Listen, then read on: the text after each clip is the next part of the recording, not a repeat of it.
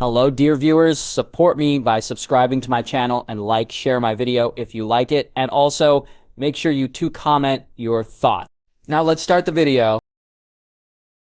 Robb spent the next few days either in seclusion or in closed-door meetings with several of his lords. Often, when that happened, the men would have their squires rushing back and forth, often with messages that were taken to Maester Vaemon for his ravens to send elsewhere.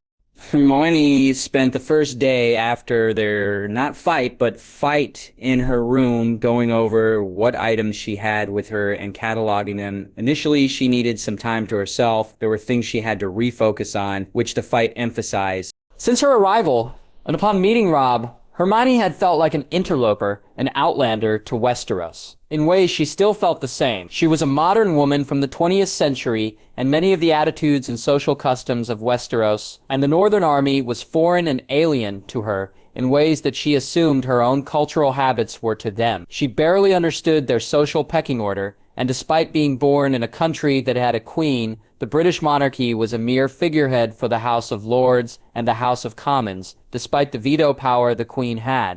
Robb's coronation and absolute power was something hard to swallow at times, especially when she observed the chain of command surrounding him. His father, Eddard Stark, had been well-liked and oftentimes spoken about fondly and with respect. Robb didn't carry the same weight, and despite his successes in battle, he was not his father. Watching the way the men tiptoed around him, constantly testing the new king, made Hermione realize how precarious Robb's position truly was, something she noticed in retrospect, after their disagreement. Her questioning him in front of these men could just have easily spelled his death. He was her friend, though. In the 4 months she had been in Westeros, Hermione had come to know and like Robb Stark. He was young, untested in some ways, and utterly charming and sweet, but then there were times when his eyes went cold and hard, and she was reminded that this was a young man who had heard about his father's execution and raised armies in his name, a man who had executed others in the name of the North as well as killed in battle. That was a bitter pill to swallow. Hermione knew. To think that her friend would then question her about her abilities. After all she had done so far for him and his men.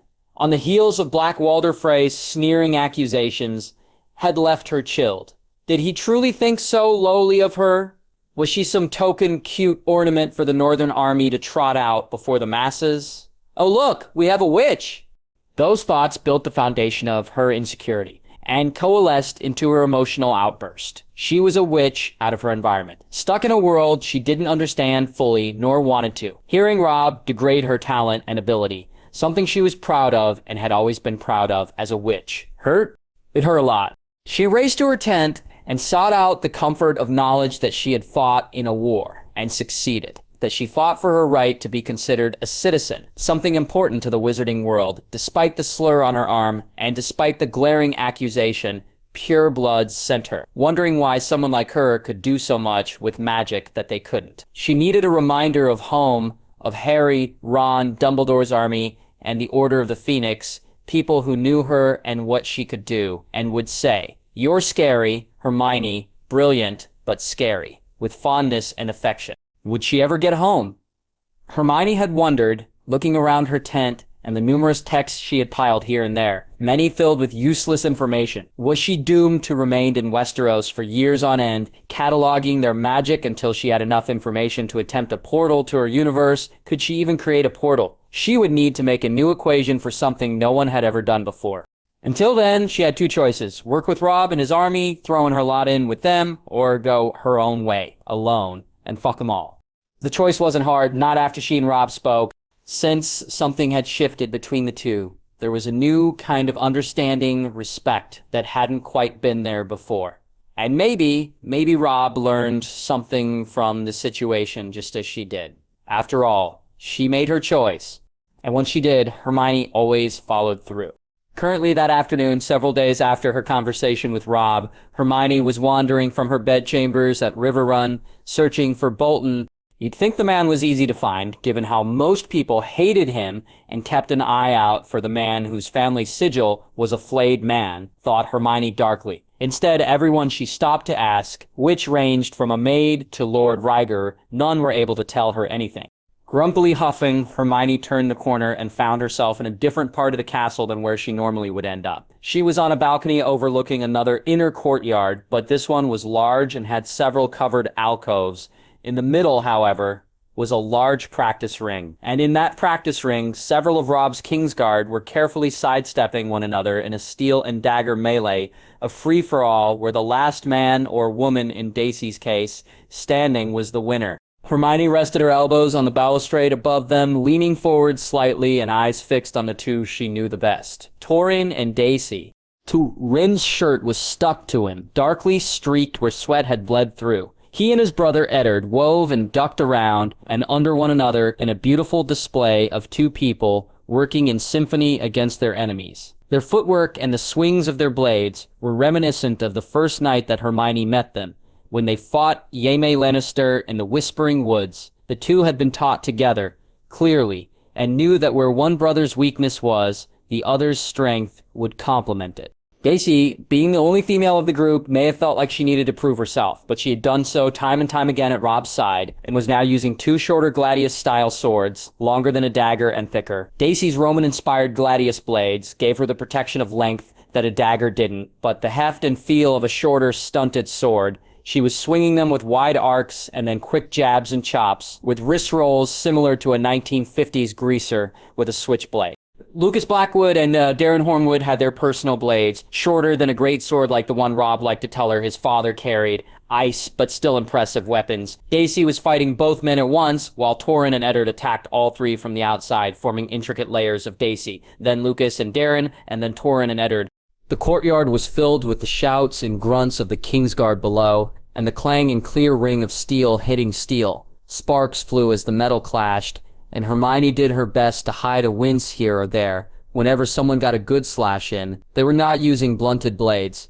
This wasn't just practice for fun, but practice for war. A crowd had formed, mostly of squires and a few lords, watching the young men and women battle. After all, these were the people who were protecting their king. Eventually, Daisy managed to get the tip of her blade under Darren's hilt, hooking it and then spinning it from his grasp. Darren swore loudly and called, "Out." Immediately, the others drew rank around his empty spot as the man walked off from the center of the practice ring to the edge, leaning against the wooden fence that separated the ring from the courtyard walkways and spectators. Torrhen and Eddard changed their attack, launching themselves at Lucas, who grimaced at the onslaught as Daisy joined them, the three forming a triangle around the black-haired young man. He parried but was on the defensive, his footwork sloppy, and eventually he found himself up against the fence. With 4 different blades at his neck, he called his own end, "Out!" There was a moment of pause as Daisy scurried to the far end of the ring, and Torrhen and Eddard took drinks from waiting servants. Hermione grinned at the image.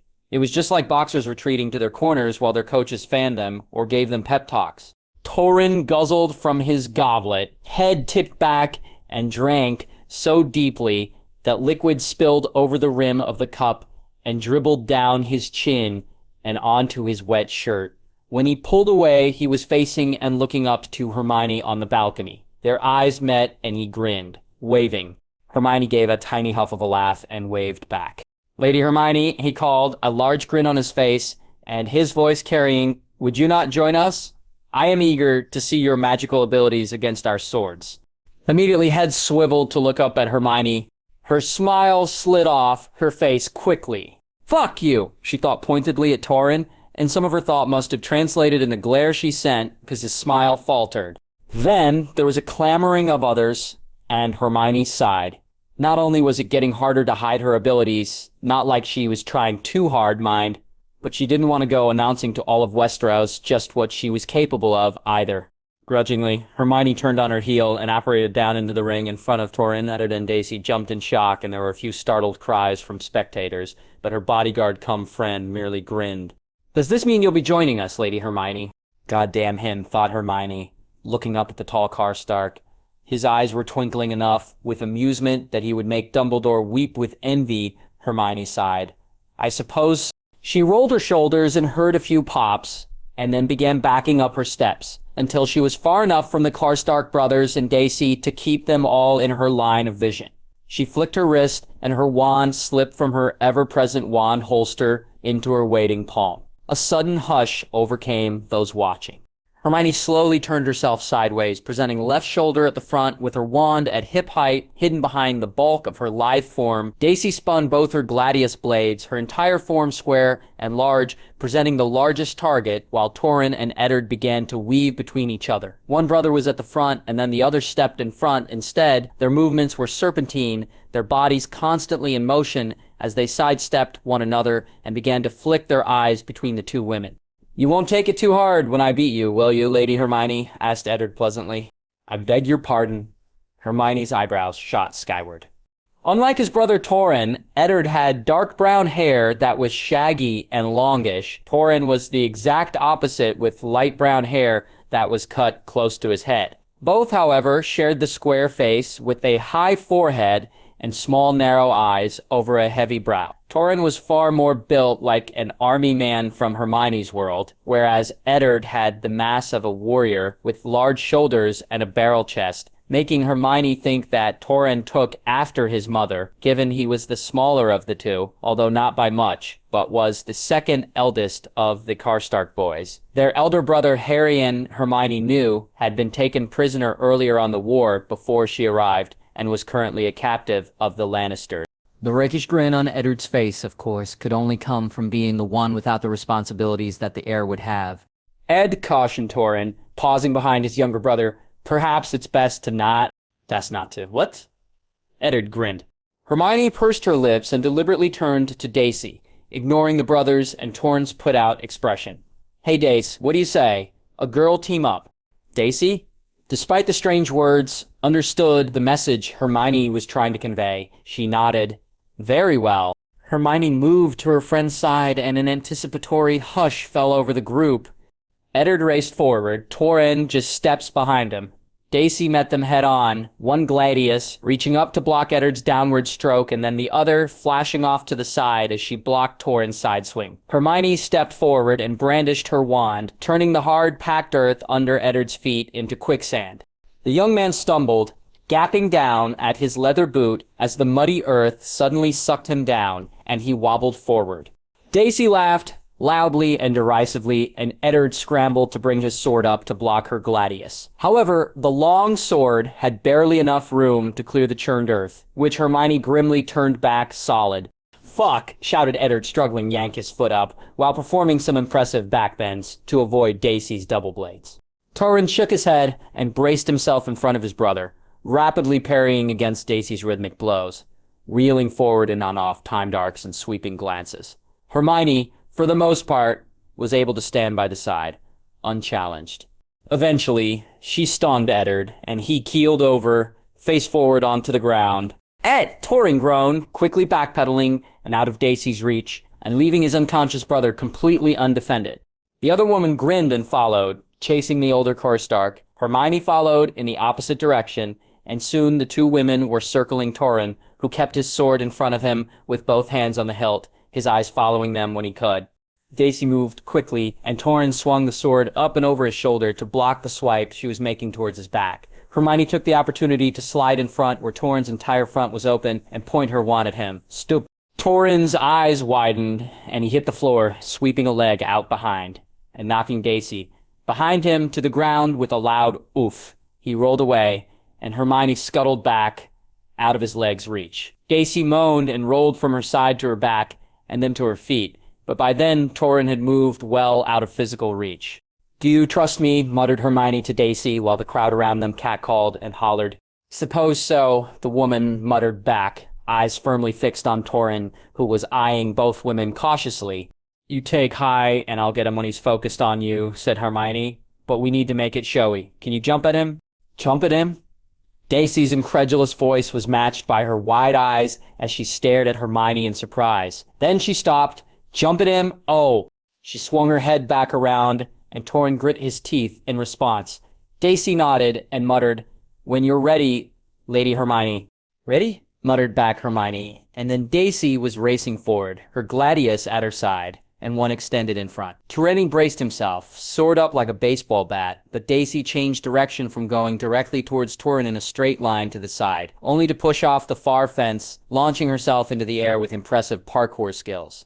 "Wingardium Leviosa." cried Hermione, directing her wand at Daisy. The spell caught the woman, and she gained a higher lift than physically possible. With Hermione pointing her wand forward, she launched Daisy towards Torrhen quickly, like a projectile.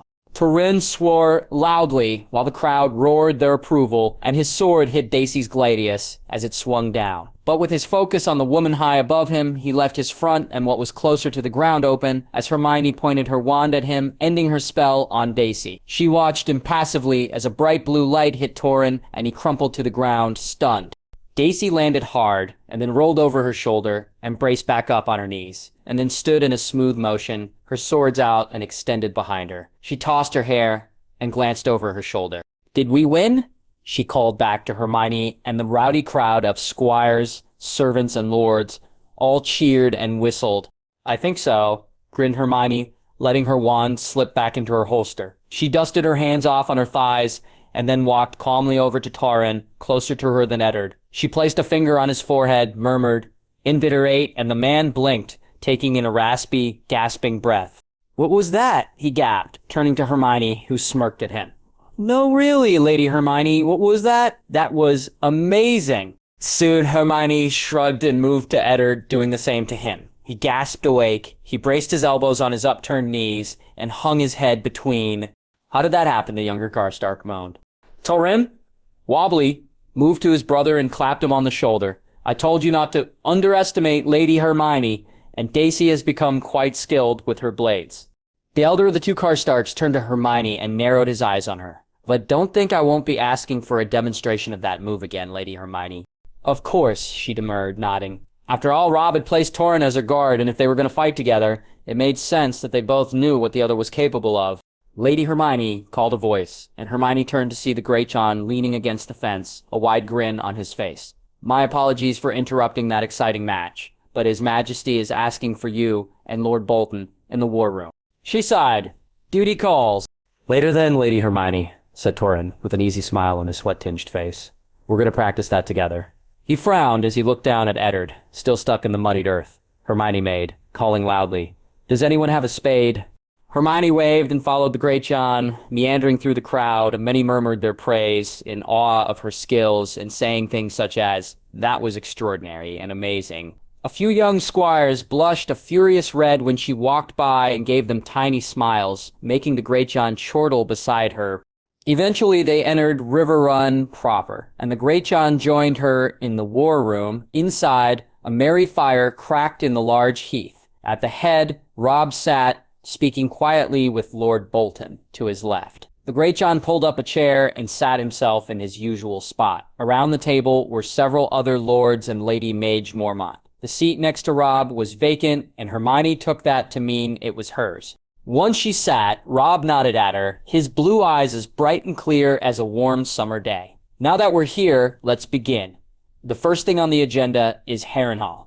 There was a tense air in the room, and several people shifted in their seats. "Lady Hermione and Lord Bolton will commence a joint operation together," continued Robb, his voice stern and making no room for arguments. "They will leave within the next day, heading to where Lord Bolton's men are currently camped. From there, they will begin their assault on Harrenhal, and as it is primarily a rescue mission, bring my sister Arya back."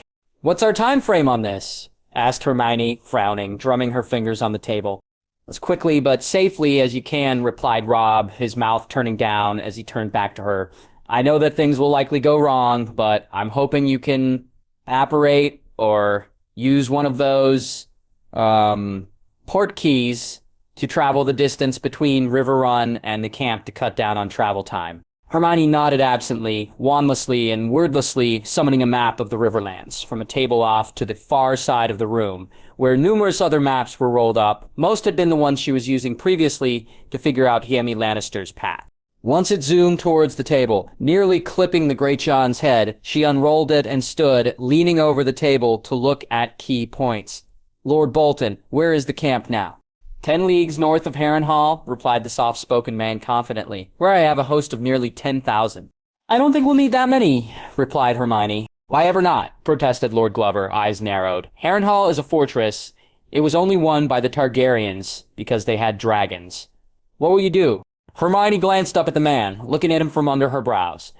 It hooded her eyes and her glare looked rather menacing as she said, arrogantly, "I'll think of something." She then shot a look at Bolton, who nodded minutely, understanding immediately. She didn't want to say anything. The look Lord Glover sent her was rather dry and conveyed what he thought of her arrogance. Hermione didn't bother replying to him or responding to his look. The meeting went on for another hour or so, until there was a natural break. Eventually, groups splintered off, and lords went their own way. Hermione slowly stood, stretching her back and popping it. At her side, Robb glanced at her, pausing, and she hid a smile by turning her head. He wanted to speak, but wasn't sure where to begin. "Shall we walk?"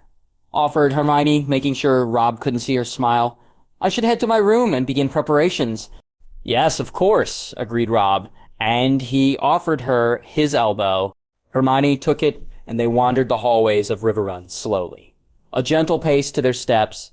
"If I could ask," began Hermione tentatively, "what's happening with your mother?" Robb heaved a deep sigh. "She has been confined to her room under guard," he said quietly. "When she's not in her room, she remains by my grandfather's side as his health declines."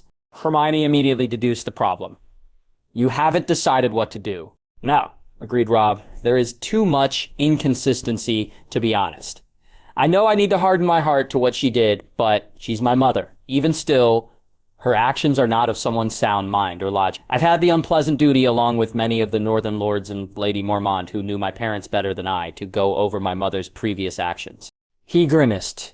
"The results are not good." "Oh?" "She jumps to conclusions far too quickly and then stubbornly keeps to them, beyond all other information that provides alternative perspectives," clarified Robb. "Even her brokering of my marriage with the Freys was short-sighted and heavily one-sided." Hermione wrinkled her nose. "Enough of this," said Robb, turning his head down a bit to look at her. "I wanted to ask you something." He steered them away from an upcoming staircase through an arch, and then they were in a small courtyard overlooking the Trident, framed by the mountains. There were a few trees in pots, and a couple rose bushes growing up vines, and a low stone seat. They sat. "Your port keys," began Robb. "Must you be around to activate them?" Hermione shook her head. "No. They can be pre-made with a password or keyword activation sequence." She paused, narrowing her eyes on him. "Why?" Robb shifted on the seat. "Well, if I have some of our blacksmiths create house sigil pins, could you turn them into port keys? Password-activated ones? In case something goes wrong somewhere?" asked Hermione, her voice low and gentle. Robb nodded silently. Hermione tilted her head back and looked up at the sky. There the light blue of the early afternoon was beginning to bleed into a darker hue of purple as twilight began. "I think I can do it, but I wouldn't want to do too many at once.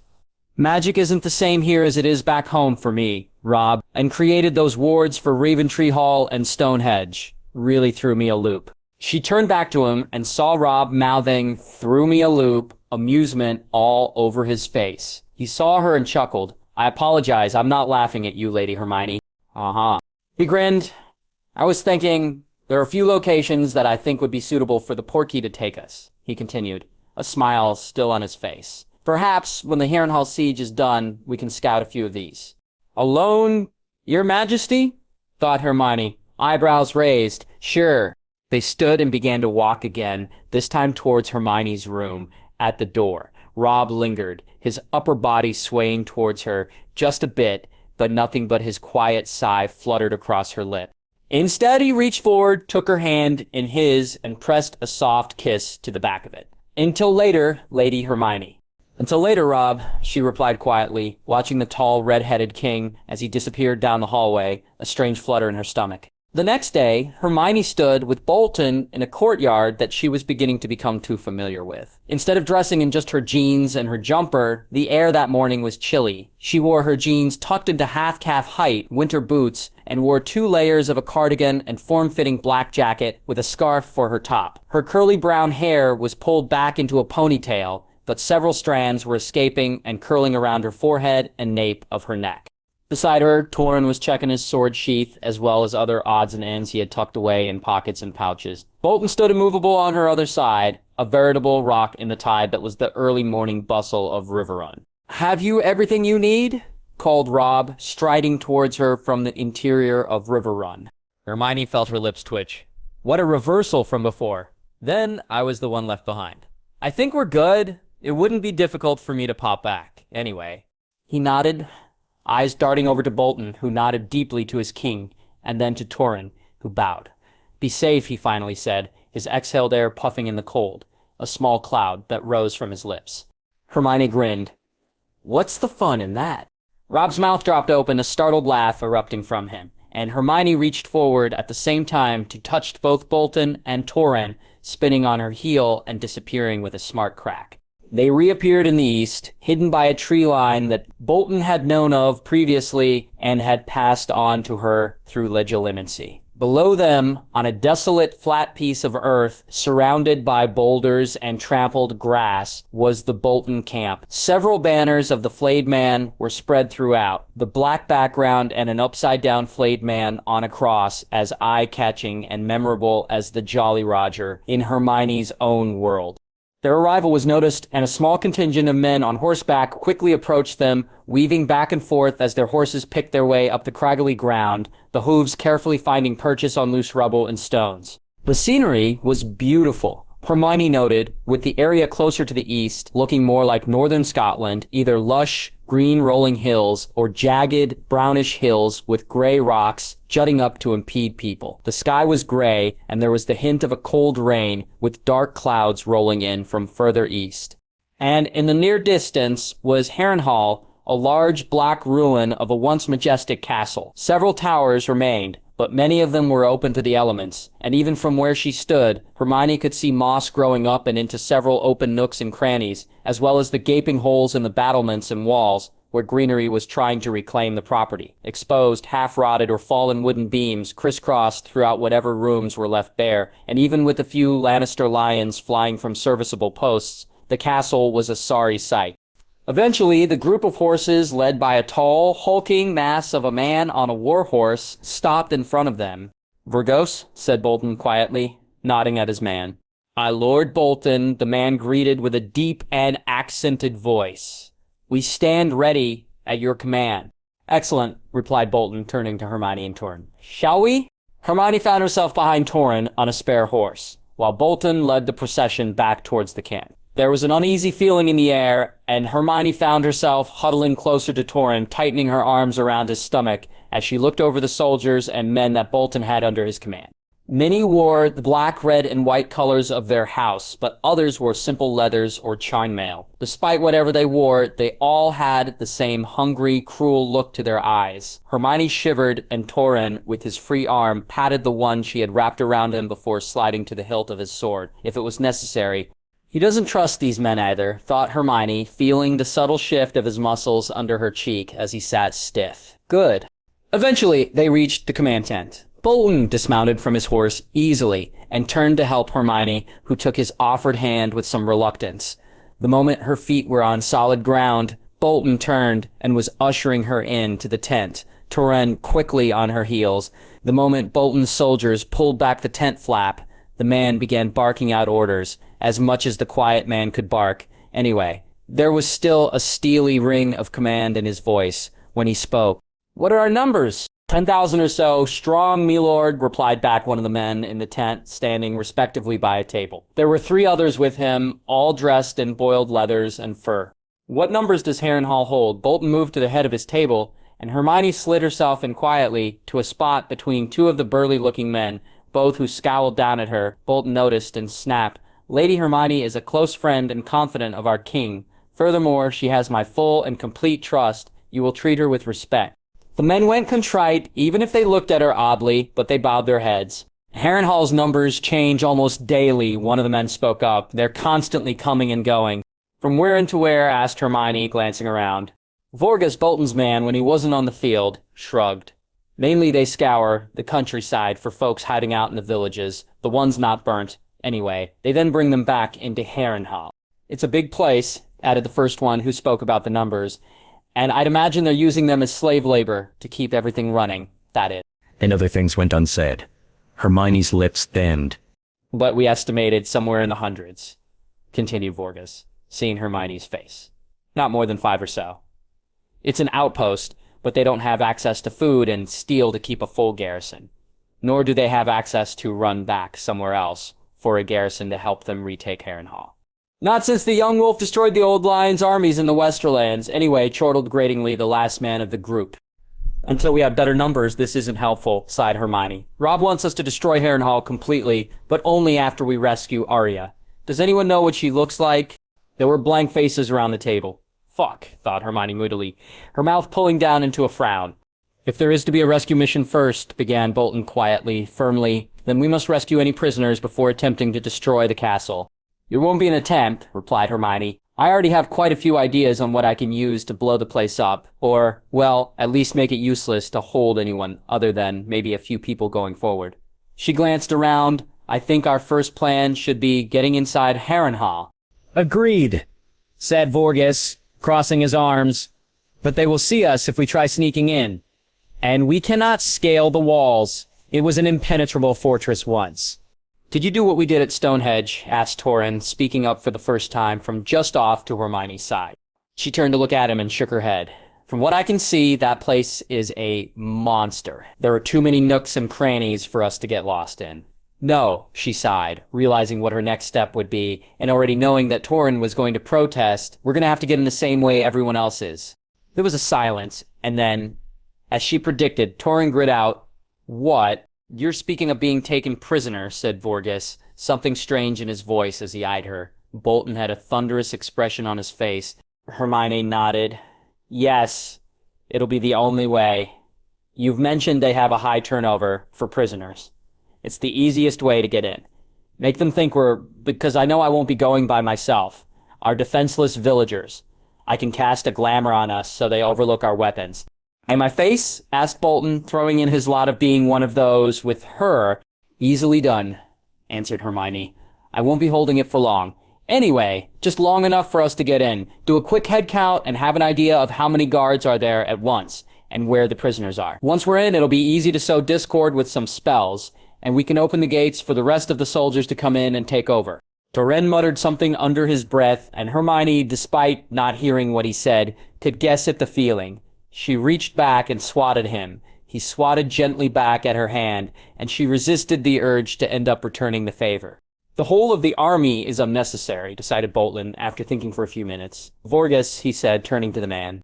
"My lord?" The man straightened.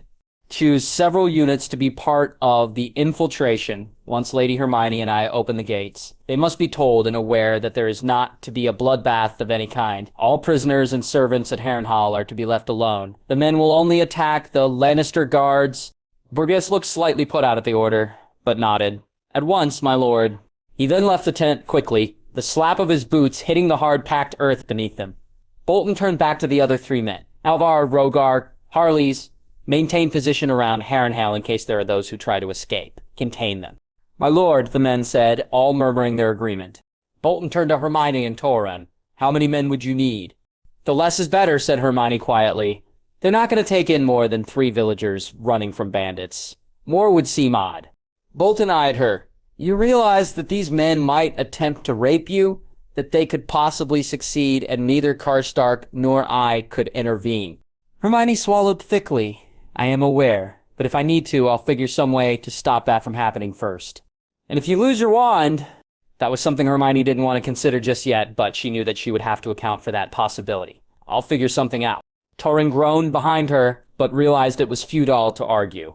"We're going to do some combat training when this is all over, Lady Hermione." Bolton's sour face meant that he too agreed with Torrin, and Hermione sighed noisily. "Well, are we doing this, or what?" When there were no disagreements, Hermione called her wand from its holster and pointed it first at Torrin. "This is going to feel weird, like something slimy trickling down your back." "What?" Then he shuddered, and Bolton watched with fascination as Torrin's face subtly changed, becoming dirty and smudged with soot and dirt. His boiled leathers, including the buckle straps of the Stark direwolf and sunburst of Karstark, were blurred, then disappeared. It looked like he had shrunk several inches, and his clothing was soon mismatched rags, all dirty and greasy. "What?" repeated Torrin, looking at Hermione and Bolton. "How do I look?" "Like a beggar," answered Bolton absently. As he continued to stare, he turned his pale blue eyes to Hermione. "And this is just an illusion?" Hermione nodded, eyes still on Torrhen. "Reach for your sword," she instructed him. He did so, and Bolton saw a shimmer. Torrhen was reaching for something that didn't exist to his eyes, but then, if he squinted, he could see the brown of the scabbard, although his mind was trying to tell him he was imagining things. "How interesting," he breathed. "Your turn," said Hermione, and the spell was repeated with Bolton shivering. She finished by turning the wand on herself, and the three stood for a moment staring at one another. Finally, Torrhen cleared his throat. "Ready?" "As ready as we can be," replied a grim Hermione. Hermione couldn't lie. It was something she had accepted years ago after her disastrous attempt at Borgin and Burke's before their 6th year, wondering what Draco Malfoy had been doing in the store in Nocturne Alley. Her lying skills did not improve with age, but she was damn good at blagging her way through things if she had to, especially when her life was on the line. Dolores Umbridge had shown her that, and Bellatrix had cemented it during torture. Playing a hysterical housewife as a bunch of Lannister soldiers in gold cloaks manhandled them towards Harrenhal wasn't difficult, especially as 2 took to beating the shit out of Torrhen first, being the youngest in appearance. Stop it, you're killing him," she was shouting shrilly, while Bolton had a tight hold on her arm to keep her from rushing forward. The Lannister guards laughed and jeered at her, one coming forward and trailing his fingers down her cheek and her neck, ending near her jacket's collar, even if it looked like a cloak for them. "What do you do for me to call him off?" Disgusted, Hermione reared back, reminded back to the Snatchers and Scabior, who enjoyed playing with her pink scarf. "What's this?" Hermione turned to see a large, square man on horseback, along with several other Lannister guards, ride up to them just a mere league from the doors to Harrenhal. Sir Lorch, the man who was nearest to Hermione, turned to address the knight. "We found these peasants on Two Road, begging for scraps, thought to bring them in." The man, with his long, scraggly face, scars pulling down lines from his cheeks, frowned as he looked them over. Finally, he turned to those restraining Torrhen, ordering, "Let him go. He can't work if he's too damaged. Bring the rest in. Lord Lannister will decide what to do with them," since he took over the prisoners. "Took 'em over how?" Another soldier asked snottily. Lorch growled, "From the mountain. Apparently he was wasting manpower." Hermione shuddered. She sidled up to Torrhen on one side and Bolton the other. Quietly, they supported him as they were marched over the solid, hard grass and mud that led to the gates of Harrenhal. They opened at their approach, a few guards calling down or from behind to determine their identities. And then they were inside. The bleakness of the weather seemed to be a living presence, as everywhere Hermione looked, people were downtrodden or painfully thin. Everyone avoided looking up as they passed 2 men slopping horse manure, and even the burly young blacksmith pounding away at his sword merely sent them a wary glance before turning his back deliberately. Sir Lorch led the 3 new prisoners towards an outdoor pen. The smell of urine and feces wafted over to Hermione, and she gagged at the smell. Had they been keeping people there? "Stay here," ordered Lorch, leaving them with the same lot that initially found them. The men were clearly put out with babysitting duty, but Hermione didn't care. Already, she was looking around, breathing through her mouth as she took in the tall, looming ruined towers and slick, dampened gray stones, and the crumbled wood and stone piles around the base of these towers. The soldiers who remained inside were less than 200, if even that. Many dark corners of the castle were abandoned, left as tricky, hidden traps for unaware people getting lost in the dark and the labyrinth of what remained of Harrenhal. It wouldn't be hard for them to disappear as well. After what felt like a significant amount of time for the soldiers around them to lose interest in them and therefore not watching them closely, Hermione nudged Torrhen. He turned to her, hiding his wince. She brought a hand up and murmured a soft episky under her breath, healing the bruise on his cheek and straightening his nose. "Thanks," he muttered. "There are less than I thought," breathed Bolton quietly from the other side, speaking for the first time in hours. Hermione nodded. "It won't be hard to make them look the other way and we can disappear. Maybe through that passage?" She jerked her head in the direction of the darkened passage she saw earlier. Bolton's nod was minuscule. "How long have we been waiting?" muttered Torrhen, wheezing slightly. "A few hours, I think," answered Hermione. "I can probably make them forget we are here. Somewhere." A horse whinnied nervously, and immediately the people still hovering around the courtyard froze before scattering. Fear and terror were physically present, and Hermione neared, fell to her knees, as her magic screamed warnings at her. Hermione turned to see what had caught their fear when she saw the giant scowling man striding towards them. His hair was closely shorn to his scalp, and he had a neatly trimmed beard. But there was something about him, his large size, that would put the Greyjohn on par, or even smaller than him, as he was closer to Hagrid's height and size, that had Hermione's skin crawl. At her side, Torrhen hissed, and Bolton stood straight. Sir Clegane, one of the Lannister guards, asked in confusion. The man, known also as the Mountain, turned and scowled deeply. You! Gather your men! We ride out immediately. Wait, no, thought Hermione, thinking back to Barbara Bracken. This man hurt her. She couldn't let him get away. She made a step forward, but Torrhen stepped on her foot heavily, and she yelped. Clegane turned to her at the noise. His eyes raked her tiny form and dismissed her easily. Lorch is dead. Wolfsbane, Lord Lannister, believes that there is a brotherhood without banners, man, inside the castle. We are to flush him out. Yes, Sir Clegane, the soldier replied, quickly leaving along with the 3 others who were guarding them. The Mountain stood for a moment, surveying the scurrying soldiers, and then turned back to them. Bitch, he snapped, pointing at Hermione, making her jump at the tone, but bristle at the name. I doubt you'll be useful for anything, but go to the kitchens. Help the wenches there. You two? He nodded his head at a tall, round man with protruding belly, chin-length, dirty blonde hair, and nasty gleam in his eyes. Roge, have them clearing out the rubble. The round man nodded. His eyes lingered more on Hermione's body as Clegane strode away. In her belly, embers of anger began to stir. Kitchen's that away, he sneered, pointing. Hermione cast a glance back at Torrhen and Bolton. Bolton nodded at her, and she eased around the large man, eyes on him until she passed, dropping them quickly and scurrying in the direction he pointed.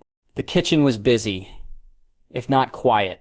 There was one robust woman, although she was pale with bags under her eyes, leading those with her through several stations of prep. Oi, who are you? She snapped, turning to Hermione as she eased into the warm, low-ceiling room. Penelope Clearwater, ma'am, she stuttered, falling back on the old girlfriend of Percy's for her cover. The woman looked her up and down. You new girl? Yes, said Hermione cautiously. Fine, take a spot next to Hot Pie there, the woman said, pointing to a tubby teen who was sprinkling flour on a wooden tabletop with a small smile on his face, but wash them hands first and then start kneading the dough. Hermione did as she was told, moving to a bucket in the far corner. She did her best to make sure no one was looking, and then charmed the dirt from her hands instead of washing. Afterwards, she moved to Hot Pie's side. What are you making? She asked quietly, looking at the nervous teen as he glanced up at her and his cheeks turned red. She smiled, and he nervously smiled back. Lord Lannister wants fresh bread with his meals, the teen said, glancing at her from under his curly dark hair, his cheeks still stained a deep red. And my friend Arya said, they're serving up stew tonight. Arya? Hermione's head turned sharply at the name. Was that a diminutive of Arya? Arya?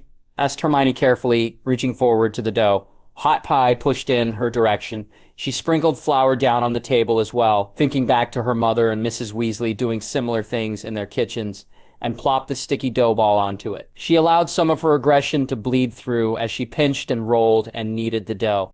Yeah, Hot Pie said happily, if not quietly, in the kitchen. She's always asking for more food. Greedy thing she is. He looked up. She's serving as Lord Tywin's cupbearer. Hermione frowned. Is she now? Hot Pie nodded, eyes darting to the entranceway Hermione came from. Doorless and open to the courtyard. She could no longer see Torrhen and Bolton, but she had a good line of sight towards the smithy. She usually visits our other friend in the smithy, Gendry. He paused, and then said, Hermione glanced out and saw a tiny, thin figure sticking to the shadows slip across a stone wall and into the smithy, her features barely lightened by the fire raging inside. But it was enough for Hermione to see she was wearing men's trousers and a tunic and had short, dark hair. Hot Pie sighed, a little despondent. She'll be a while now. What do you mean? He continued, she likes Gendry better, I think. I wasn't too nice when we first met, but she'll come and try to weasel food from me later. Oh, chuckled Hermione, thinking of Ron when she was back at Hogwarts, and he wanted to see her homework. Well, she likes you well enough, if she's asking you for favors. Hot Pie nodded, and they shared a grin.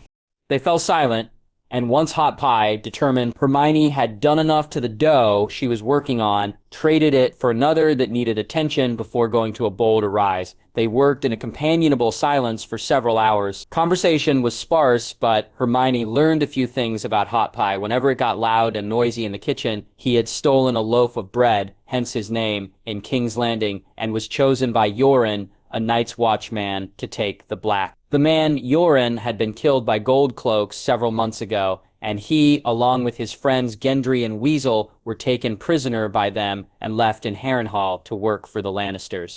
Hermione's arms growing tired quickly with the hard, repetitive movements. She sighed in relief once dinner was served. The serving maids with pale faces taking platters of food up to wherever Tywin Lannister was in the castle, probably planning against Robb at that very moment. Slowly, Hot Pie and Hermione began cleaning up their station. Dusk had fallen outside, and there were several loud, drunken laughs from Lannister guards placed around the courtyard. Hermione heaved silently, her shoulders falling. What should my next move be? Slip away with a disillusionment before anyone notices me. Find Torrhen and Bolton? The decision was taken from her as the drunken laughs turned into screams, and steel rang against steel. Hermione raced towards the door. Even though Hot Pie grabbed her arm, she twisted to look at him, eyes wide and lips trembling. No, don't. It's not safe. Hermione shrugged him off. Nothing's safe here. She snapped back. No, you don't understand, he protested. It's Arya. It's her plan. You won't be safe. What? But Hermione shook her head and pushed past him. She darted out the empty doorframe, eyes adjusting to the dark of night and the flickering of torches lining some of the walls and the fire pits scattered around the courtyard. She stepped into chaos. There were men running around, their swords flashing and glinting in the firelight of the torches and pits around the courtyard. Hermione paused just for a moment on the cusp of the doorframe, eyes darting back and forth as she took in as much information as she could in that moment. Far in front of her, there was a large group of men, their swords and daggers flashing, near the front entrance. The Lannister guards were trying to contain whatever men were fighting them, and doing well enough given that there were more of them than there were of whomever they were fighting. She recognized the fighting style of one of the men, and knew that was Torrhen, taking on 3 of the Lannister guards for every one that someone else was fighting. Elsewhere, a few of the servants, slaves, her mind whispered, were making their own mark on those who brutalized them, but those shapes were vague and shadowed, with victims half drawn into the recesses that surrounded the burnt core of the courtyard. But wherever she looked, there were more Lannisters than there were their men, and Hermione needed to change that balance. She lurched forward, away from the door of the kitchens, and flung herself behind a tilted wagon of hay for horses. There, kneeling, she peeked around the edge of the wooden cart, eyes moving this way and that, as she decided her next move. Then, the cart lurched a bit, and she whipped her head around. Hot Pie, from the kitchens, had followed her. His eyes were blown wide, and he was trembling, staring up at her. "We should hide," he muttered, pale-faced. "Oh, gods above, we should hide." "The kitchens would be a better place for that," pointed out Hermione dryly, turning away and back towards the mess in front of her. She squinted in the dark. These were the times when she missed electricity the most. Floodlights would have helped her figure out who was who, after all. "I'm gonna die," the teen was muttering, repeating himself. "Gods, I'm gonna die." Hermione sighed. Useless. She flicked her wand out into her grasp and smartly tapped her head, letting the glamour bleed off her. Without doing the same to Torrhen and Bolton, their glamours would have to naturally fade, and would do so shortly. In the meantime, she had the basics of plan forming, and she needed those doors open to bring in Vorgas's unit of men that Bolton had stationed ready. Hot Pie stopped muttering and stared at her. Open mouth. "What? Wait, how?" "Magic," she muttered absently, and then turned her wand on the hay in the cart. "Argent Lupiforce," she muttered, a bright silver light bursting from her wand. The light settled on the hay, which began to writhe. Both Hermione and Hot Pie crouched next to the cart, watched silently as the hay began to tremble and separate into clumps, quickly, and then the golden color lightened to silver, and then began to reform into several shapeless blobs. "Holy Mother, Stranger, and Warrior," breathed Hot Pie, as the shapes turned into silver direwolves, their fur strangely stiff and similar in appearance to the hay. With a snarl, the wolves burst from the cart, smaller than a normal direwolf, but large enough to be mistaken as a regular wolf, and stalked forward towards the large group of men fighting. "Stay here," ordered Hermione. She raced after the small pack of transfigured hay, her own wand ready. The first Lannister guard they came across froze at the sight of several snarling and saliva-dripping wolves. Hermione smiled grimly and cast Defendo at his neck. The wolves trampled over his fallen body, continuing forward. They fell into the large crowd at the front of the gates with all the force of a rumbling train. Even though transfigured, the wolves had weight and presence, and one leapt, flattening a Lannister soldier onto his back, and began gnawing at the man's flailing arms as he tried to fend the creature off. With the wolves as a distraction, Hermione was able to come to Torrhen's side. He had shot up several inches from his glamour, and the spell was slowly bleeding away as his hair color darkened and the conjured dirt on his skin flaked off, leaving behind streaks of sweat. "All right," he called over the din of screams and shouts, his eyes ahead. They only briefly darted towards Hermione.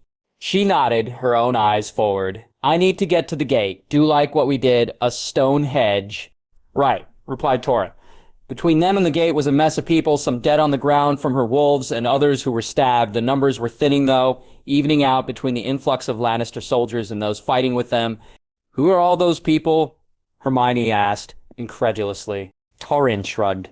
"No idea. I think some are Freys and Boltons, though," he replied. "Anyway, can you do what you did with Daisy? Get me on the other side of this mess?" "In between the door?" asked Hermione in confirmation. Torrhen made a noise of agreement. "You got it. Take a run and brace yourself." The taller Karstark began a mad dash forward, and Hermione followed him. He dodged a flying fist and ran at a nervous, young-looking teen, trying frantically to knock his arrow, bowling over him. Then he pushed forward and up, and Hermione cast Wingardium Leviosa non-verbally. Catching her friend, she propelled him over the large mass, even though many were spread out having their own battles, and let go of the spell once he was over their heads and cleared. He tumbled elegantly to the ground and brought his sword out to the two guards, nervously maintaining the mechanics of the door. Hermione now had to get through the others. Something was burning somewhere. Someone had knocked over one of the giant fire pits, and the rotted wood of a far tower had caught the cinders. The flame was building higher and higher, and Hermione could suddenly see much more than before in the dark. Even if there were lazy spirals of smoke wafting up in the subtle heat was burning at her. Hermione used the smoke, directing it with her wand, and using Oppundo, hardened the wispy tendrils into smooth glass daggers. She directed them forward with the force of a dart. The daggers blew through the air, puncturing the two nearest Lannister guards in front of Hermione. Their bodies collapsed, and she strode forward. And someone screamed, racing towards her. With a frown, Hermione slashed her wand downward sharply. A jagged red spell flying from her, and impacting the man, who cried out as he was sent flying backwards from her reducto. His chest collapsed inward from the spell's impact. Someone was watching her. Hermione's back stiffened, and she stopped, standing there, in the middle of the courtyard, surrounded by only a few of her wolves left, animated and corpses. Hermione took the time to look around. Smoke obscured some parts of Harrenhal, and several people were trying to organize a water brigade line, but most didn't care. A few young men were attempting to wrangle horses, but the creatures were loudly crying in panic and rearing back, their hooves attacking anything in front of them. Elsewhere, the sound of clanging swords continued. Who wondered? Hermione, eyes narrowed. Then the smoke parted, and her magic recoiled.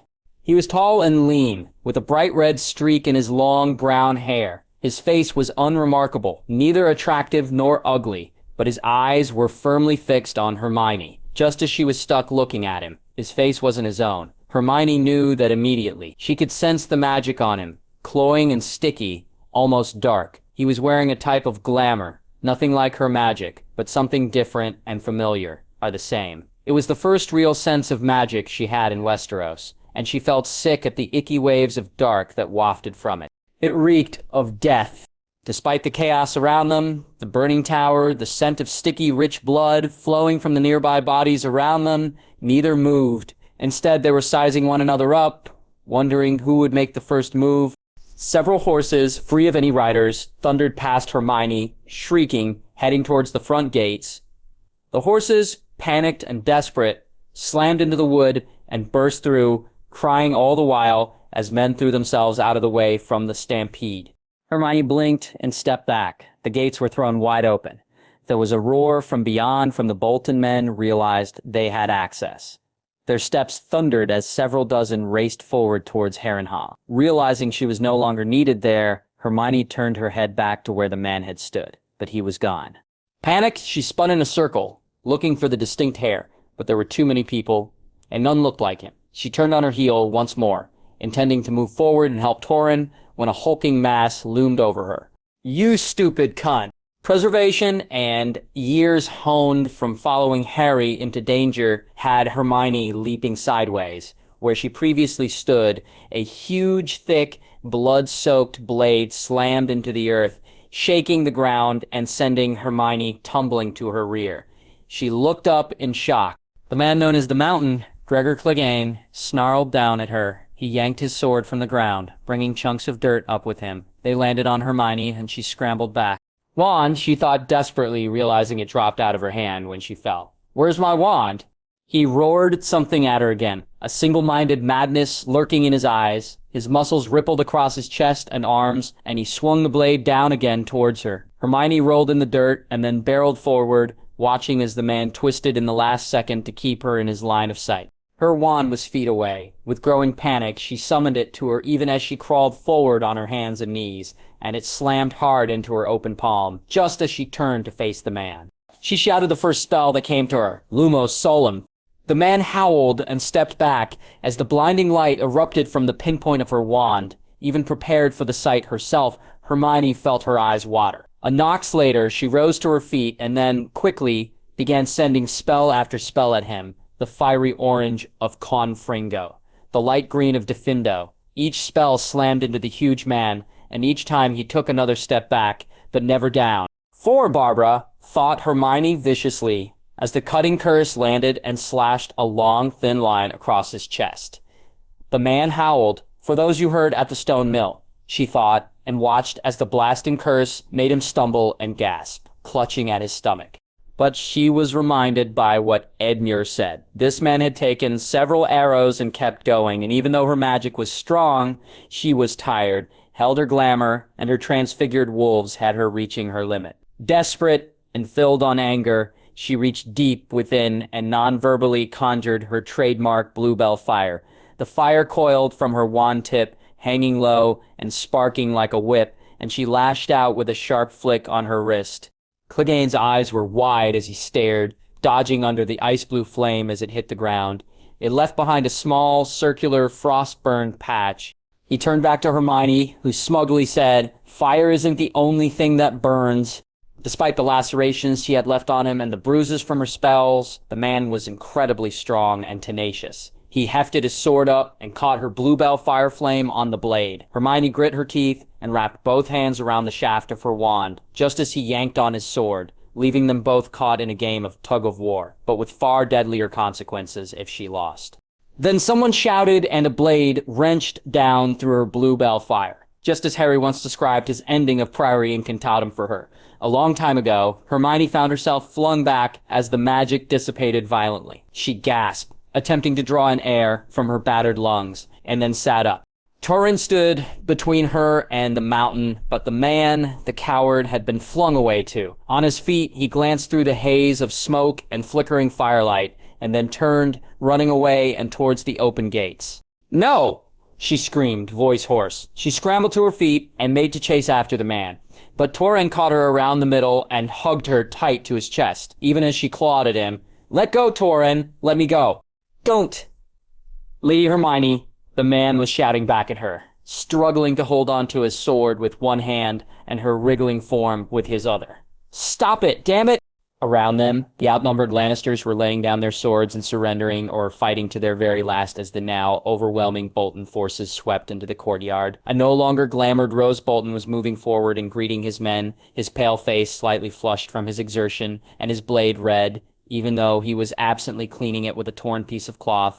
But Hermione only had eyes on the space where she saw the monstrous man, now long gone in the darkness beyond Harrenhal. She screamed her rage out, breathing heavily against the thick arm pinned against her stomach. She was leaning forward, her hands clutching at Torrhen's arm, nails deeply biting into his sleeve. Torren was saying something above her, but she wasn't listening. His arm loosened and he placed her back on the ground, easing away from her slightly as she swayed where she stood. With her eyes stuck on the gates, she was the only one who saw the figure slinking away behind the Bolton forces, face covered by a drawn-up hood. The figure glanced back towards the crowd of Bolton men and some Freys, and Hermione froze. She recognized that nose, that brow, those green eyes. Without conscious thought, her wand snapped up, and she shouted Defendo clear across the courtyard.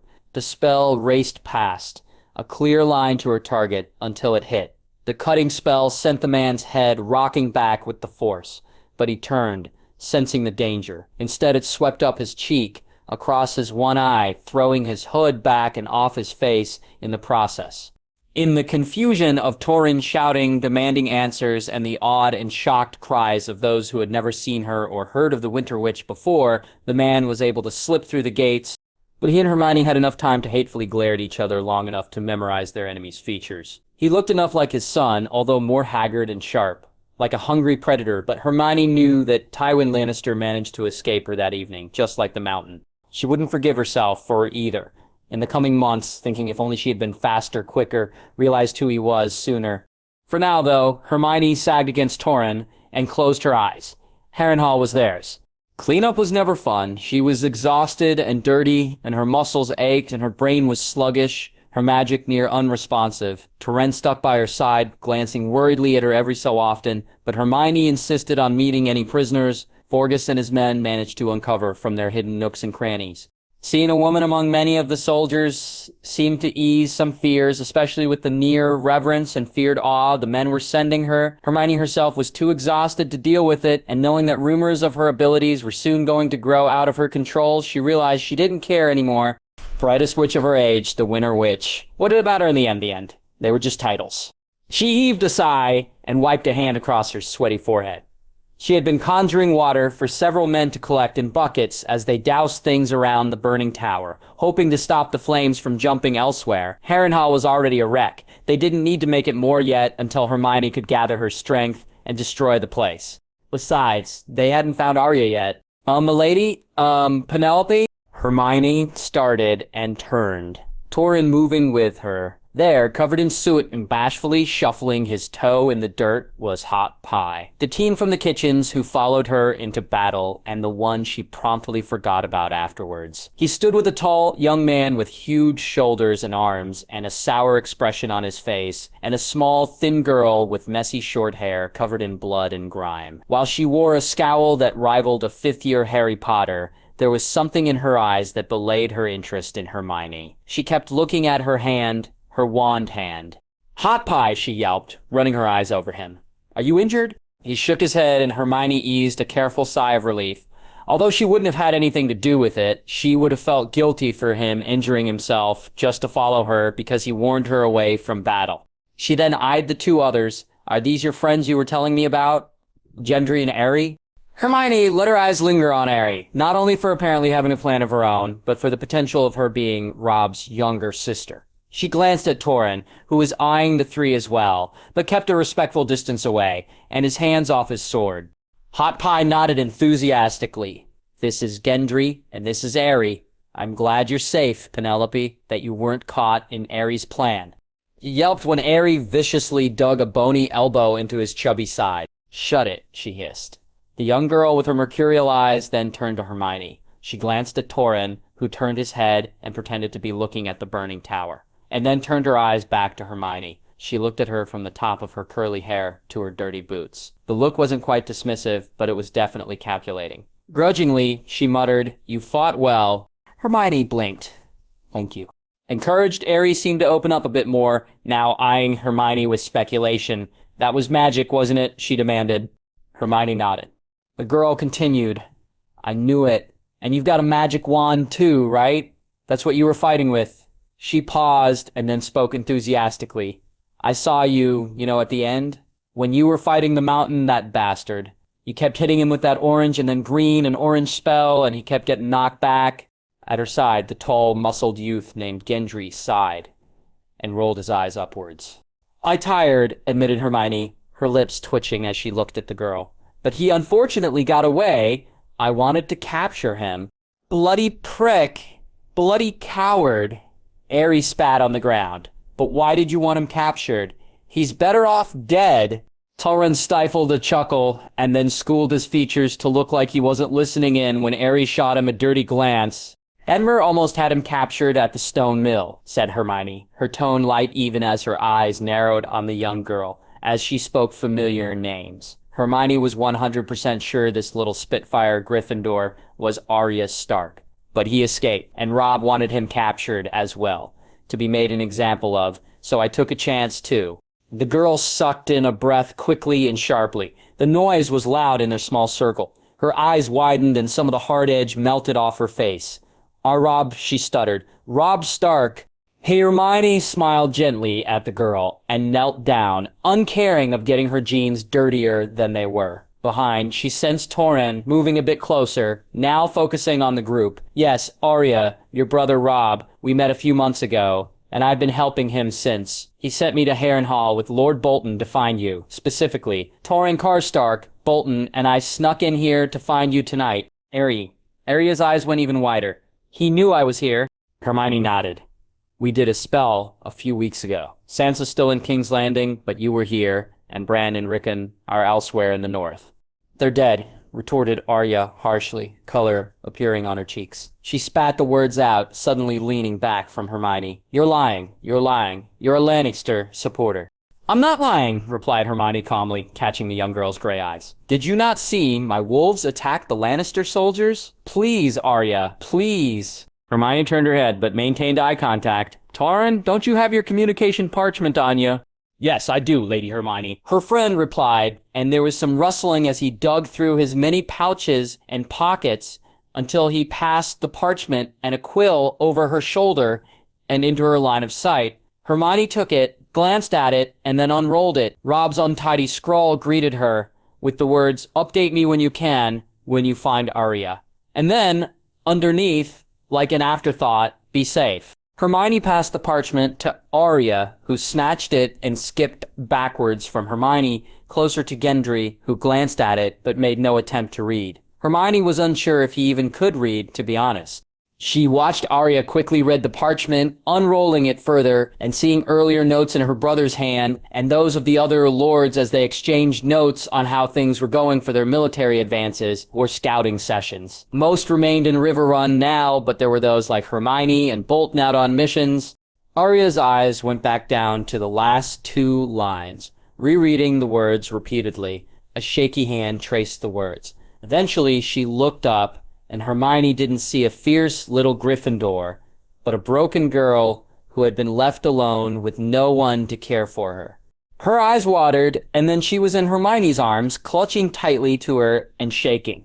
Hermione, despite having no experience in soothing children, even though she had once been a prefect, froze for a moment and then cuddled the girl close. Behind her, she felt Torrhen gently take the parchment back from the young Stark's boneless hands. It'll be okay, Arya, whispered Hermione into the girl's messy dark hair. You're safe now. You're safe, I promise. Being a king was no easy feat. Robb was constantly fielding questions for resources, demands for updates on plans, or sorting through grievances among his lords. Even recently, he had to figure out a plan going forward on dealing with his own mother and her treasonous actions. His own mother, he rarely had a moment to himself, except now. It had been several days since Roose Bolton, Torrhen Karstark, and Hermione had left for their Harrenhal mission.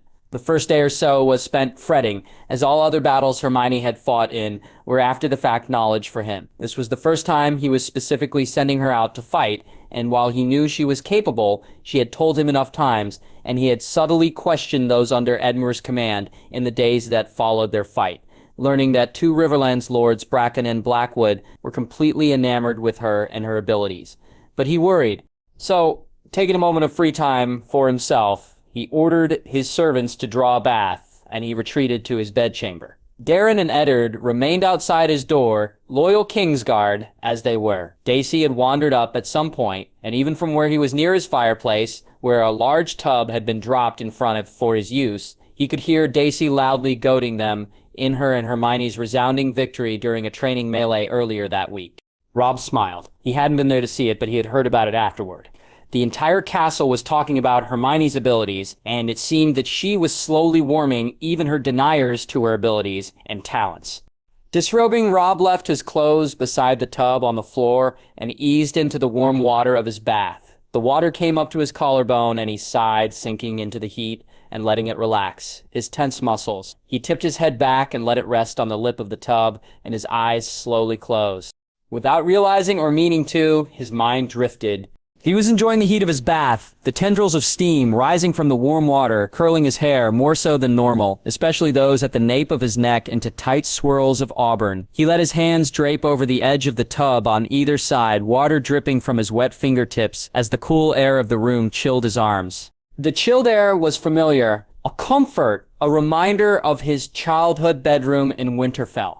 That's where he was, surrounded by the scent of cool winter air, coming in from a partially opened window, overlooking the Wolf's Wood beyond the stone wall that surrounded the ancestral Stark seat. It was gently snowing outside, the afternoon sun sinking behind gray clouds and glinting off large, soft flakes. It was quiet beyond the window, the air still and calm. Winter was always relaxing for Robb. "Aren't you cold?" a feminine voice asked. A cool breeze accompanied her as she stole into the room using the main door, which she shut firmly behind her. Robb kept his eyes closed, but a small smile stretched across his lips. "Maybe I am. Maybe you'll care to warm me up." The woman snorted. "Does that line work?" "I don't know," he replied, his voice teasing and light. "Why don't you tell me?" There was silence, but he heard the fabric of her clothes whisper and rustle as she moved close to him, walking gently across the stone floor and rugs until she was beside him. He felt the air displace as she knelt, and then her cool fingertips ran down from his left shoulder to his hand, catching and spreading droplets of water over the light hair on his forearm. He turned his left hand over and hers closed over his. She laced her fingers tightly with his, their arms pressed together. He felt her rest her chin on his shoulder, and he tipped his head towards her until their foreheads touched, even though he kept his eyes closed. "You keep me grounded," he murmured in the quiet of the bedroom. "You remind me what we're fighting for," she replied, just as quietly. He sighed. "I'm glad you're here." She paused and then said, even quieter than before, "I'm glad I didn't leave." He opened his eyes, looking into her amber ones, and closed the minute distance between their lips to taste her. A loud knock on his bedroom door had Robb startle and slip in the tub, sliding down until the bottom half of his face was submerged. He choked and spluttered, flailing a moment or two before righting himself. "Your Grace?" A cautious voice called from the door. "Darren, Robb's mind supplied." He sounded vaguely worried. "Your Grace, there is news from Harrenhal." Robb scrambled for the side of the tub, slipping wetly until he managed to pull himself over the edge and wrap himself in a towel left behind by a maid. He didn't bother dressing, just yanked open the door with his wet hair standing on end, one hand clutching the towel closed. "What?" His eyes were wide and frenzied. "What news? Is it Hermione? Has she found Arya?" Darren struggled not to let his amusement show, but his eyes did dip once or twice before he looked back up and over Robb's shoulder. "Ah, yes, Your Grace. Lady Hermione said that Lord Bolton and his men managed to take Harrenhal with little casualties, and they found Princess Arya alive and safe." Robb wanted to sag in relief, and for a moment he leaned against the door. He held open, then he straightened and was back to being a king. "Excellent. When will they be returning to Riverrun?" That's the thing, Your Grace," said Darren, trying his hardest to press his lips in a thin line. "Lady Hermione apparated herself and Princess Arya here. They're just down the hall and on their way." There was a moment of stunned silence, and then... What? Robb glanced down the hall, spotted a smug-looking Eddard and sighing Daisy on opposite walls, just as a small figure pushed past them and raced forward. Following behind her as she turned the corner was Hermione, covered in soot, grime, and blood, but she had a smile on her face. The little figure didn't give him a moment, barreling into him. Robb let go of the door, his other hand tightening on his towel in horror. Tiny arms squeezed his sides, and the dirty pixie face sniffled. "Arya?" asked Robb incredulously, staring down the short and messy hair. The girl sniffled again and burrowed deeper into his bare chest, squeezing tighter, and Robb sucked in air sharply. He looked up and stuck his gaze on Hermione, who had finally come to a stop a few feet from him. Darren slipped away, just down the hall, in a semblance of privacy. Hermione, what happened? He whispered, glancing down at his sister, who refused to let go of him, and then up at the witch. Hermione crossed her arms and leaned against the wall by the open door, looking down at Arya fondly. She was hiding in plain sight as Tywin Lannister's cupbearer. I managed to befriend, accidentally, one of her friends that she made after escaping King's Landing. We met after we took Harrenhal. I figured it was best to bring her straight here instead of cleaning things up at Harrenhal. I, of course, stuttered Robb, nodding. Hermione smirked. Did we interrupt something? Interrupt? What? Then Robb looked down, realizing that Arya was clinging to his still wet and half-naked self, and found himself blushing furiously. His head shot back up, and he began to gently, if not frantically, disentangle Arya from his waist. Looks like we interrupted your brother's bath, Arya, said Hermione with glee in her voice. Robb's ears burned. Arya drew back, and although her eyes were red and blotchy, they were clear and light. Gods, she's no longer the 11-year-old girl I said goodbye to those years ago. She's past her 13th name day. Sorry, she mumbled, but then she was glancing between the smirking Hermione and blushing Robb, a devious look growing on her face.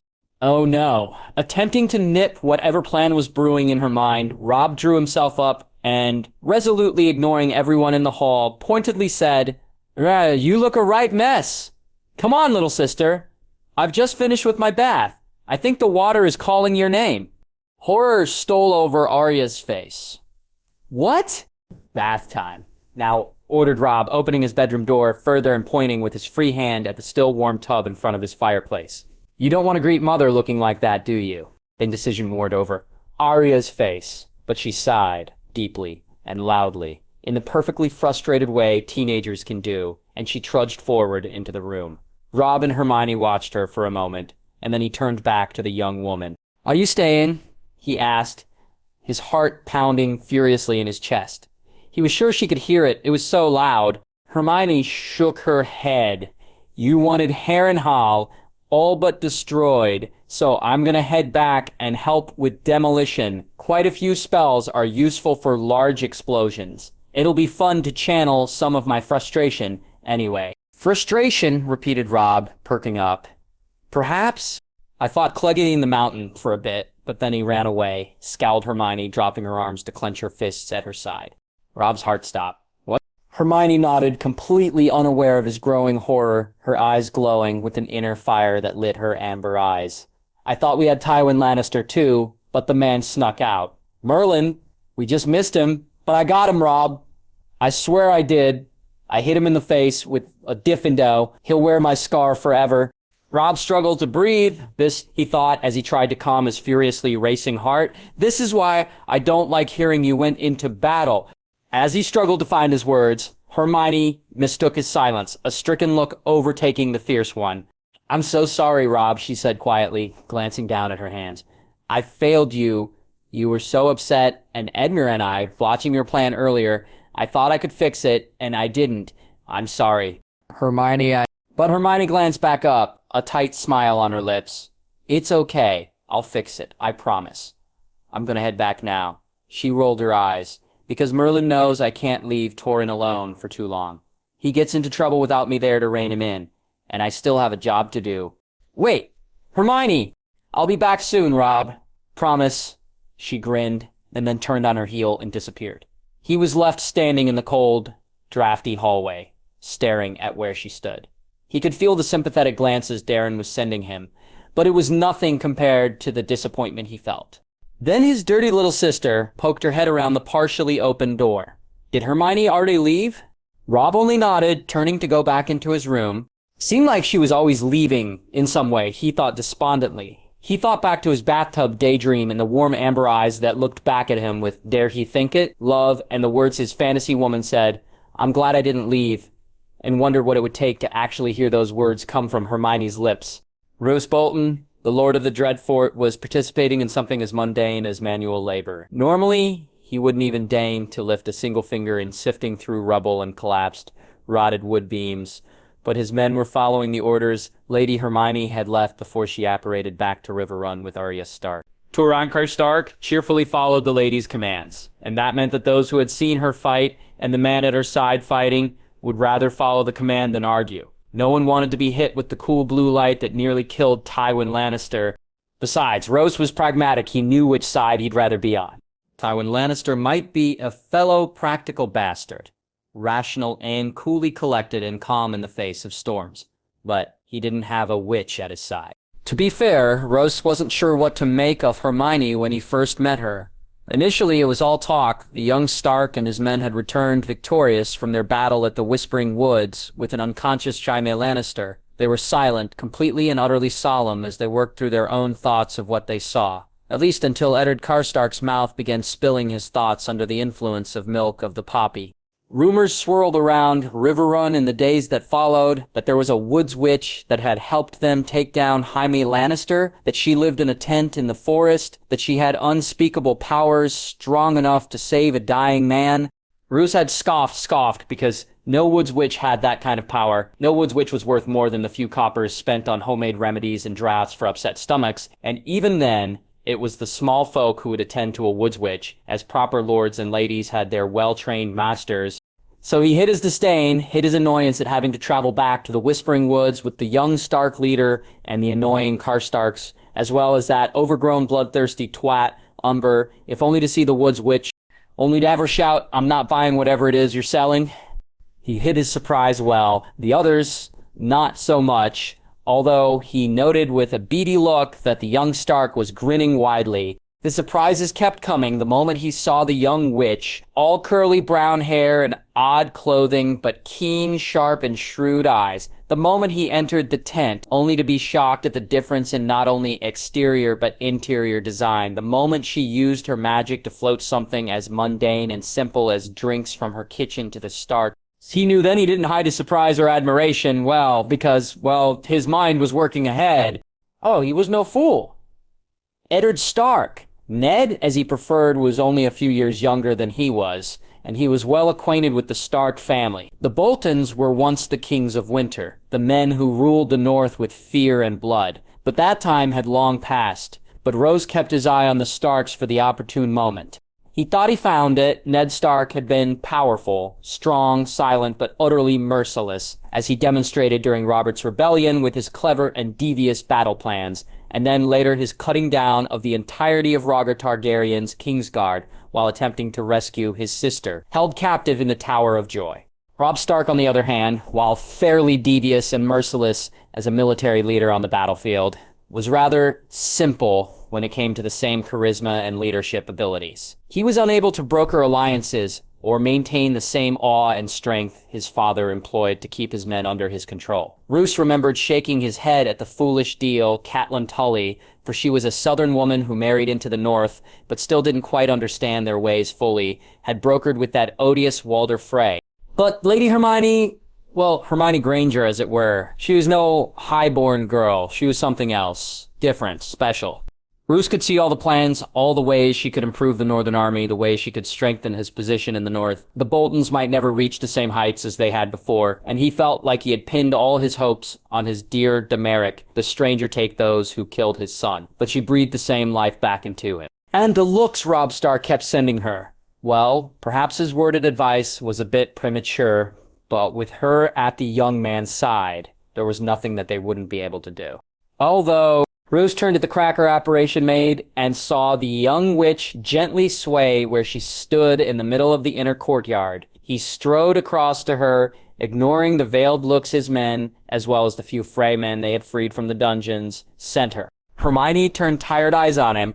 Light bruising underneath that was magnified by the pale pallor of her skin, and the father part of him he had long ago buried when he buried his son, sighed in worry. "When did you last sleep?" he asked pointedly. Hermione. She could no longer be Lady Hermione in his mind. Paused. Bolton sighed loudly. "There are bedchambers untouched from the fire in the far tower. I'll have Karstark escort you and stand guard outside the room." "I don't need a guard," the young witch protested, crossing her arms and scowling. "I can set up my own protections." "Lady Hermione," he began, as courtesies had to be followed. "You look like you're about to collapse." "Thanks a lot," muttered the witch, taking a step forward in a very uneven line. Bolton frowned. "You can't even walk straight. Were you like this in front of the king?" "Please say no. Please say no." Because if you say yes, I'll have to wonder what in the God's name Stark was thinking. Letting you go. Of course not, she retorted hotly, beginning to slur her words, uncrossing her arms to point a finger at him. It wavered back and forth a bit, and he looked at it, impassively. Hermione caught his look and tilted her chin up, so her nose was pointed to the sky. "I'm perfectly and I'm fine. Perfectly fine." "You are not," replied Bolton, his voice low and hard. "Why?" Hermione gave a careless shrug. "Just a bit tired, s'pose." She frowned, focusing on the center of his chest. Bolton felt his worry increase. Used too much. Magic? Bolton was horrified. He had no idea she had a limited resource. But then again, he had only seen her do little things over time. Looking back on it, in the past day, she had apparated him and Stark to his men and placed glamours holding the magic. Then she engaged in a fight with several men, did some other spell work. He mentally grimaced as he realized she hadn't truly rested in some time.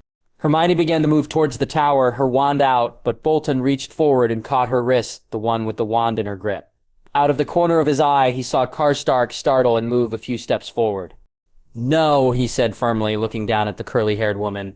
"No magic for at least a day." At her mutinous look, Bolton's voice lowered, and he said emphatically, "Please." They stared at each other for a few brief moments before Hermione's face seemed to crumple in on her, and her shoulders hunched. Bolton took that as a victory and turned, his eyes seeking out Stark, watching the two of them warily. At Bolton's silent wave, the Stark jogged over, concerned eyes racking over Hermione's form. He then placed a hand on her back and began leading the young witch from the courtyard, head bent as he said something in her ear. Bolton watched carefully, eyes taking in the numerous others who were watching them, ranging from Vorgus, his own man, a few other soldiers, the Frey men, as well as Princess Arya's companions, Gendry and Hot Pie. Once Stark entered the base of the tower, one of the few untouched by the recent fire, Bolton turned back to the courtyard and snapped, well, back to work. The men jumped and continued their work. Although curiosity burned in their eyes, Bolton sighed. It was going to be a long night. There was something skeezy about waking up in a bed that Tywin Lannister also slept in, thought Hermione the next morning. A soft, early morning light poured into the room through the open shutters. There were noises slowly filtering in from outside the tower, repairs, minute ones at least, and the shouts of some of the men as they began a watch rotation. It was chilly and breezy in the tower, despite being the most fortified and restored without a burning fire. The room was nearly icy. However, Hermione, still under the covers, was toasty and warm. Stretching, she sat up in the bed, brushing her wild curls off her face. She then made a face at the very red sheets around her. She wasn't sure how well she'd take the bastardization of her beloved Gryffindor house. Colors with the knowledge it was also the colors of House Lannister. She fingered the silky material and admitted that the man had good taste, at least, but that probably had something to do with the amount of gold he had. With a yawn, Hermione cut her eyes to the far side of the room, where the man's desk rested, filled still with loose paper and notes, a hurried mess that showed that he wasn't expecting the attack the other night. Hermione slipped from the bed, her bare toes touching the cold stone beneath her. She yelped and scrambled for her wand under the pillow and quickly cast a nonverbal warming charm. Not on the stone, but her feet. There was a soft tingling, and then she was able to touch the chilly floor with nothing but a gentle sigh. She padded across to the desk, curiosity overtaking her as she began pushing through the stacks on top. Receipt, grain report, receipt, complaint from a vassal house, complaint, she sighed. If this was a portion of what Robb had to go through on a daily basis, Hermione swore to herself she was going to introduce the idea of a personal assistant to Westeros and find the equivalent to Percy Weasley and hire them. Hey, now, what's this? She shifted from the top letters to those buried underneath. Eyes caught on words like Stark, Baratheon, missing, and ships. She pulled on the letter and began to read, quickly skimming it and then rereading it a second time, slower. The letter detailed the disappearance of Stannis Baratheon, the last living male of the Baratheon line, except a bastard of Robert's somewhere. Something about him ordering his fleet, numerous upon numerous ships, leaving Storm's End. The letter was from a spy in the area and had mentioned the possibility of Stannis and Robb forming an alliance. Hippogriff dung, thought Hermione, knowing exactly what Robb's plans were, and it certainly wasn't to curry favor with any Baratheons. There was no reply, as Tywin must have either sent it off before they arrived, or never got around to it, but there were a few odd notes in the margin of the letter in a very spiky font, WF, disgruntled, and who is M? Hermione scowled. Great questions. Who is WF and why are they disgruntled? Or not? And who is M? I like that. Mysterious. She sighed and rubbed the bridge of her nose. I wish Arya was here. She was his cupbearer and might have a better insight into things. I'll mention it to Robb to question her. Hermione then spent the better part of the morning in her underwear and a tank top, perched in Tywin Lannister's desk chair, and began the odious task of organizing his letters. She transfigured an inkwell into the hard front and back of a binder, and then turned 3 quill pens into rings. She then began sorting through the parchment into categories. Lady Hermione, Turin barged into the room, his eyes swinging around from the messy, unmade bed to Hermione sitting at the desk. He strode forward, leaving the door open. Are you hungry? What are you doing? Are those things Lannister left? What do you make ye gods above? Hermione, rolling her eyes at his questions, stood from the chair and came around the desk to speak to her guard, completely forgetting her lack of attire. The tall man turned on his heel, face beet red and staring out at the hallway. My apologies, my lady. I didn't realize you weren't properly ready. Hermione, blinking, looked down and then squawked. Being surrounded by men the majority of her time in Westeros reminded her far too much of her year on the run with Harry and Ron, and living in a small tent meant that there were a few uncomfortable moments over the months they were Horcrux hunting. Hastily summoning her beaded bag and digging through for her jeans and socks, Hermione began jumping in place as she yanked one leg up first and then the other, nearly crashing into the desk and bracing herself against it. Perrin's shoulder tensed at the sound of the crash, and he visibly steeled himself from turning around. Sorry. Cultural habit, sputtered out Hermione, running her hands over her messy hair, self-consciously, and then down the front of the jumper she pulled out of her bag, and then on top of her tank top. I'm fine now, Tori. You're decent? He asked, hesitantly. Yes. He turned, eyes quickly darting to her and then away, several times until he finally realized she was telling the truth and actually dressed.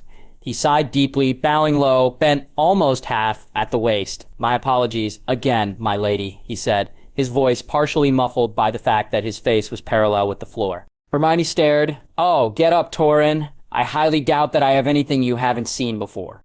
He blushed a furious red and looked away. Lady Hermione, shall we attempt the kitchens for a meal? And then Lord Bolton wishes to speak with you. Hermione nodded, feeling her own cheeks heat, and followed behind Turin as they left the tower. Once beside, Hermione's nose was assaulted with the stench of burning flesh and hair, and it made her gag. She brought the sleeve of her jumper to her mouth and nose and asked Turin, Good Merlin, what is that? Turin's own face was twisted in disgust. It's that Vargo Holt and his brave companions, my lady. They're burning the dead. Hermione frowned behind the sleeve. How many did we lose? Not many, replied the guard, glancing back at her over his shoulder and then waiting to have her drawn even with him. Seemed to quickly get over his embarrassment at catching her nearly naked. Those they are burning are Lannisters. In the courtyard, Hermione saw many familiar Bolton men making hasty patchwork repairs in the barracks and some frays, but a great many of the men in the courtyard and around were dressed similar to Vorgus in boiled leathers and with scraggly hair and lean, hungry looks to their eyes. She inched closer to her friend in response, especially when quite a few looked directly at her as they walked towards the kitchen. Inside, Hot Pie was nervously puttering about, as were the other women with him. Hermione immediately felt worry creep into her chest. Penelope, greeted Hot Pie enthusiastically. Then he blushed and bowed shallowly, lowering his eyes and toning his enthusiastic call to a much more subdued tone. Excuse me, milady. Hi, Hot Pie, greeted Hermione, ignoring the formalities. Do you think Turin and I can grab something to snack on? I'm starved. Hot Pie had some meat pastries for them, and they ate while they walked. Turin directed Hermione to Bolton, who was standing with his arms crossed, 2 men at his side discussing something in low tones as he oversaw the burning of bodies. One of the men Hermione knew, Vorgus, and the other she did not. Hermione surreptitiously cast a bubblehead charm around her to keep the smell out, and then, with a glance at Turin's rather pale face, did the same. His head jerked back in surprise at first, no doubt wondering what the barrier was around his face. But when the stench disappeared, he glanced down at her and grinned. Bolton saw their approach and turned partially towards her. Oh, Lady Hermione, Stark, have you met Vargo Holt? He and his men, the brave companions, had their own plan to attack Harrenhal from the inside. Vorgus was just explaining it to me. I haven't had the pleasure, said Hermione, eyeing the lean man that stood next to Bolton. His black hair was long and slicked back from his forehead, hanging lankily at his shoulders. He had a long and narrow face and a black goatee that hung down his chin.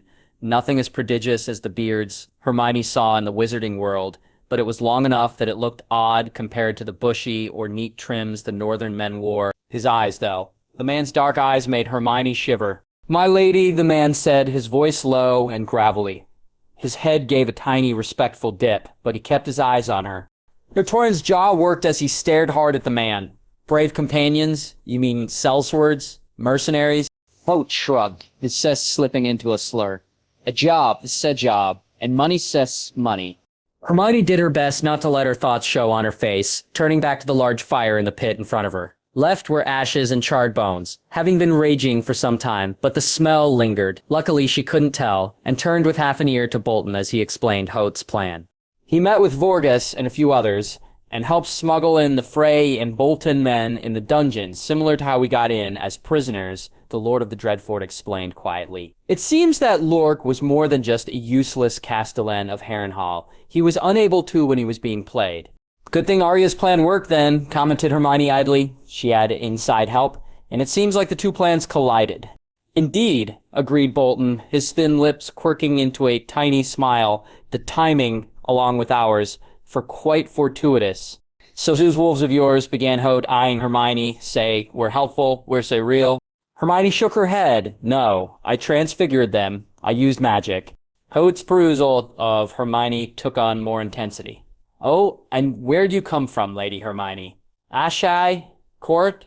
Perhaps further?" Hermione coolly returned the gaze and replied, stiffly, "Something like that." Bolton glared at Hote. "Where Lady Hermione hails from is hardly important, Hote. You and Vorgus can finish the cleanup of the bodies and begin a perimeter. We have orders from the king that Lady Hermione and I need to prepare for." Vorgus nodded, and Hote mullishly ran his hand down his goatee with a frown. However, both wandered away, leaving Bolton, Hermione, and Torrhen behind by the mass grave. Bolton glanced at the grave in disgust, and then turned and led Torrhen and Hermione away. "Have you had thoughts on destroying Harrenhal?" Hermione nodded. "Yes, but I'll probably need some time to prepare. Rest and the like. It'll take a lot out of me." "We have time," said Torrhen, and then they were back in the original tower Tywin was using, their steps solid and echoing in the silent tower as they followed the curling stairs up to the different floors. Agreed Bolton, following behind Torrhen and Hermione, who was leasing them. "And what did you get up to this morning, Lady Hermione?" Hermione launched into a detailed explanation of the letters and receipts she found on Tywin Lannister's desk and her methodology of organizing them, all the while ignoring Torrhen's red face, or Bolton's slightly disapproving one, as he glared at the guard. However, upon seeing the binder she had made and her own added notes to each letter, Bolton was impressed and forgot about whatever breach in decorum there might have been. He flipped through some of them, skipping past the first entries, which were receipts and notaries from Lannister on who was providing them with what money from nearby villages. Blood tax, essentially, and went straight to the correspondence. WF, he mused thoughtfully. His finger traced the letters, and this M-King Robb should know of this immediately. "I agree," replied Hermione. "I can pop over and deliver it." "No," said Bolton sharply. Hermione frowned, resisting the urge to cross her arms or tap her foot in irritation. "Why not?" "You should be recovering," said Bolton firmly, glancing up at her from the book. "Does apparition not take more energy from you than creating a port key? We shall send someone else to Riverrun with the book, as well as inform the king with the communication parchment." "I'm not that tired," muttered Hermione. "Lady Hermione, our orders were to destroy Harrenhal, and you said you'd need rest before that happens," said Bolton sternly, while Torrhen quietly watched, his head moving back between the two as they spoke. "You are to limit your magic until then. Rest. Karstark will guard you, and, if necessary, I can assign others if you feel uncomfortable without your magic." Hermione rolled her eyes. "It's not like a switch, Lord Bolton. I can't just turn on or off my magic. It's instinctive." She sighed heavily, "but I'll try to avoid it where possible." Bolton nodded, glancing at Torrhen. "Good. Now, who shall we send this with?" A week later, Hermione was done with her Bolton-mandated, Torrhen-approved, imposed week of vacation. She had significantly cut down on using her magic and had spent the majority of her time either sleeping, eating, taking long baths in front of the fireplace to ward off the autumn chill that was settling deep in Westeros. When she wasn't resting, she was spending time with hot pie in the kitchens, Gendry in the smithy, both on Arya's request sent through her brother's parchment, and Torrhen in the training square. At first, Torrhen had suggested that, due to her size and skill with her wand, she should take up the non-magical defense of daggers. A solid glare, including a pointed look at her left forearm, had him blanch and realize his mistake. He went away, thoughtful and chastised, and returned with a few other non-magical weapons that she could try her hand at. A bow and arrows, a short gladius-inspired sword like Dacey's, a long, thin staff, and several swords of varying length and width. Hermione immediately discarded the Morning Star, hammer, and mace. Although Hermione disliked them all, she dutifully spent a few hours every afternoon with Torrhen, learning the basic skills of each. He was waiting to see which she preferred or was proficient with. Hermione didn't have the heart to tell him that she wasn't fond of any of them, and did her best to hide her distaste for their training. With Bolton, Aenys Frey, Vorgas, and Hoat, Hermione often spent time discussing the plan for destroying Harrenhal totally, so that it couldn't be used in the future by anyone. Vorgas and Hoat were rarely at Harrenhal or in these meetings, often riding to various villages and houses, routing out Lannister supporters and returning with those to execute and coin purses filled with silver stags. Hermione never remained for the executions, just like the one she near witnessed at the crag. Frey and Bolton, on the other hand, often brought up various points and suggestions until the three of them felt comfortable with the plan to move forward, once they heard back from Robb, who would give permission to proceed. Ultimately, it was decided that Vorgas and Hoat would remain nearby, continuing to find Lannister supporters and maintain a northern presence in the area to deter Lannister forces from moving north. The plan was to keep them south for as long as they could. Bolton, some of his men, Aenys Frey, Hermione, and Torrhen would take a portkey back to Riverrun once the destruction of Harrenhal was complete. Hermione had already created the portkey, password set to Torrhen only, as she knew she would be unable to activate it once she poured her strength into destroying Harrenhal. Bolton and Frey had used Hermione's knowledge of her world and the well-stocked cellars and manure in the stables to create rudimentary explosives. The stinky and distasteful job meant that most were unhappy, either soaking rags or stuffing manure into empty canisters, and then strategically placing them around the large fortress. Everyone was nervy, knowing that one small fire could destroy the entire place in a way different compared to Dragonfire in time. The day before Hermione's combined Neville and Seamus-styled operation of blowing things up would commence, Hoat and Vorgas returned to Harrenhal and threw a wrench into the plans. "Thou that I would be Lord of Harrenhal," Hoat screamed into Bolton's face, his lisp increased from his swollen tongue in his anger, and surrounded by his brave companions. Bolton didn't flinch at the accusation, standing firm and watching with a wary eye on the incensed man in front of him. Many of his own men were carefully watching him, and Aenys Frey stood off to the side with his arms crossed. All had their hands near their swords if it came to it. Hermione and Torrhen were slightly off to the side, near the smithy, as Hermione had been asking Gendry for help on the canister designs and going over the final pieces before they cleared out in the morning. "I promise no such thing," said Bolton, turning his head partially to Vorgas, who shifted under the man's icy gaze. "Was that the price of your help to liberate Harrenhal? I thought you disliked Amory Lorx. Regardless." Hoat sputtered something incomprehensible, his rage still purpling his face. In the end, he took his brave companions and left Harrenhal that evening. Hermione sidled up to Bolton as he stood watching them leave through the gate, a tiny frown on his face. "They might be a problem. I'll put up temporary wards for tonight, Lord Bolton," said Hermione quietly. At his glance, she hurriedly added, "It won't take much. We'll still be fine for tomorrow." Bolton's frown deepened. Very well. However, neither were fully convinced that that was the last they had seen of Hoat. At dawn, Bolton, Hermione, and Torrhen were the last to leave Harrenhal. Everyone had packed and moved what they could over the course of the week to the distant Bolton campsite, further north, where Bolton, Hermione, and Torrhen had arrived. It overlooked Harrenhal, and from their current vantage point, the jutting towers of Harrenhal and its dark washed gray stone blended in with the dark, pre-dawn sky. Those who had been employed by Harrenhal were given the choice to remain in the Bolton camp, take the risk to return to their villages, or move on. Many remained in the camp for safety, but a few decided to try their luck elsewhere, including Hot Pie. The teen nervously shifted on his feet, carrying a small bag Hermione had transfigured for him earlier that morning without Bolton's notice, and had stuffed it with a few pastries and kitchen utensils that they had cleared out earlier. Eventually, Hot Pie turned to Hermione and said, "It's not that I don't want to continue with Lord Bolton and his men, milady." They were outside Harrenhal, far enough away that Hermione thought they would be protected, but not too far, that her spells wouldn't hit. "But I'm not meant for war, I think."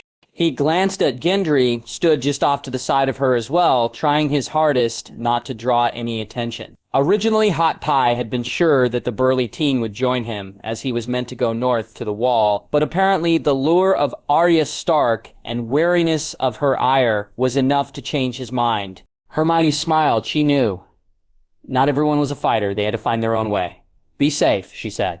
Instead, Hot Pie nodded, and he, along with the few who were moving beyond Harrenhal, turned and began the long trek northwest, towards the inn at the crossroads, deep in Riverland's territory, and somewhere hopefully now safe from Lannister attacks. "Ready?" Torrhen asked Hermione. In a fur-lined cloak, to ward off the early morning chill, covered him. Torrhen had a gloved hand resting on his hilt, but there was a relaxed half-smile on his face to indicate that he didn't anticipate any trouble. Bolton stood off to his side, a row of archers from his men and Freys present. Neither would have anything more strenuous than watching Hermione, Harrenhal, and the archers for the next few hours. Hermione turned to join them, facing the ruinous structure. The 5 towers jutted high into the gray dawn, and Hermione felt her lips flatten. This is going to take some work. Best start at the walls, and then break things down from there. "Ready," she said, drawing her wand with a flick. It rested comfortably and loosely in the palm of her hand. She rolled the handle back and forth as she took a deep breath. Vorgus turned to face the archers and shouted, "Archers, ready? String, knock, draw, hold."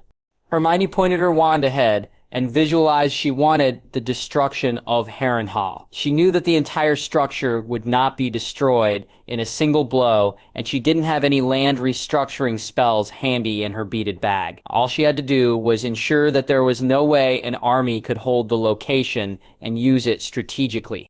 Visualizing the towers collapsing. The walls blown apart, Hermione shouted, "Bombarda Maxima." The spell burst from her wand, an electric zigzag of displaced air.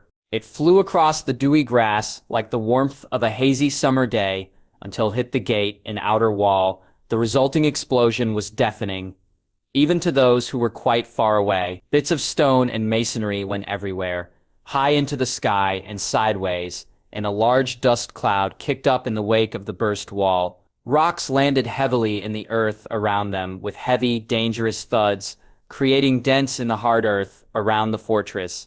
"Bombarda Maxima," she shouted again, and this time the spell soared through the opening made by the outer gate into the courtyard beyond, and past her vision. There was another explosive, this time one with a burst of fire as her spell hit one of the canisters. White smoke mixed with the dark gray of the burststone and rock, and a thin layer of chalky white began to float down and coat the green grass around Harrenhal. Then Hermione shouted again and again and again, "Bombarda Maxima!" At some point, Vorgus had been given the order from Bolton, and flaming arrows soared above them and into the various parts of the fortress, all chosen ahead of time from where there were large concentrations of their homemade explosives. Even as Hermione's magic and spells blew the heaviest pieces apart, the resulting explosion when the flaming arrows hit their targets rocked the earth. A blast of hot air blew past, and Hermione swayed where she stood. Utterly exhausted, her eyes drooped, and she jerked her head up to focus on Harrenhal, to watch it burn. The towers collapsed under a large, swirling orange flame, and smaller explosions continued to erupt in tiny booms every so often. Smoke billowed in the sky and coated the light blue of the morning with the dark smudge, wafting gently away from where they stood. They stood for several hours watching, silently, as the old castle continued to burn, with Hermione shooting spells at every so often. Eventually, she aimed for the foundation with the same spell, her voice hoarse and scratchy. That, beyond anything, finally helped the large old building to topple inwards, loudly, creating air pockets and further explosions as the fires continued to burn and feed into one another. By the time the sun was high in the sky and the dark smudge of smoke had thinned, Harrenhal was no more. Quietly, Bolton spoke for the first time in hours. "It's over. It's time to go."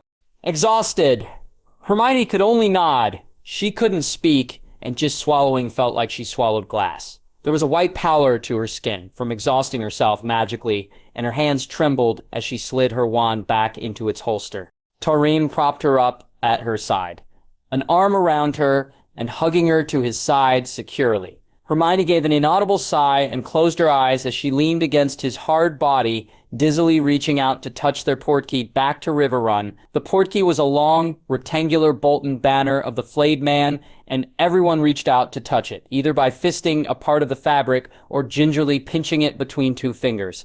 Torreen glanced around to ensure everyone had a part of the fabric. There weren't too many people with them, about 10 archers with sore arms, Bolton, Gendry, Torreen, and Hermione. With a nod from Bolton, Torreen clearly said, "Tully Blue." What felt like a hook behind their navels grabbed hold of them and yanked them off their feet in a swirl of color. They were gone.